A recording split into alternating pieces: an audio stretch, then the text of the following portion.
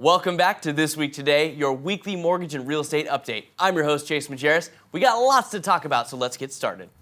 President Donald Trump announced a lift on aluminum and steel tariffs on Canada and Mexico at the National Association of Realtors convention on May 17th. That's great. Now, what about the lumber? Tariffs on lumber add about $9,000 to the price of a typical new home, although I don't really know what typical means these days. Like, when you ask your coworker what did they do over the weekend and their response is, oh, you know, typical weekend, does that mean they went clubbing?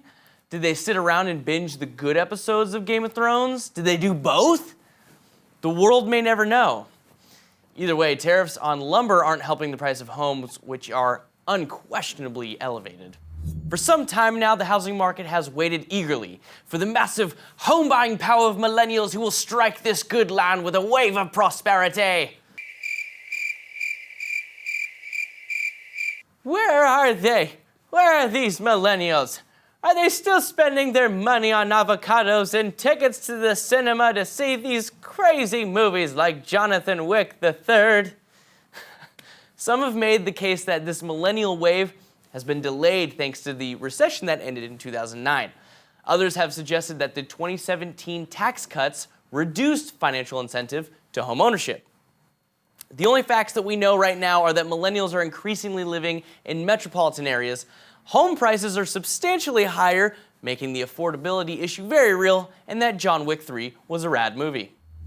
Regardless of opinion on the matter, climate change is greatly impacting the housing market. Floods in Texas, wildfires in California, and tornadoes in the Midwest are some of the many instances that showcase how banks and lenders need to assess weather risk alongside credit risk. 80% of homes in Houston, for example, had no flood insurance, not because of negligent homeowner management, but because the area just isn't prone to flooding. Houston narrowly dodged a foreclosure crisis thanks to strong investor demand in the market and a strong housing market before the hurricane.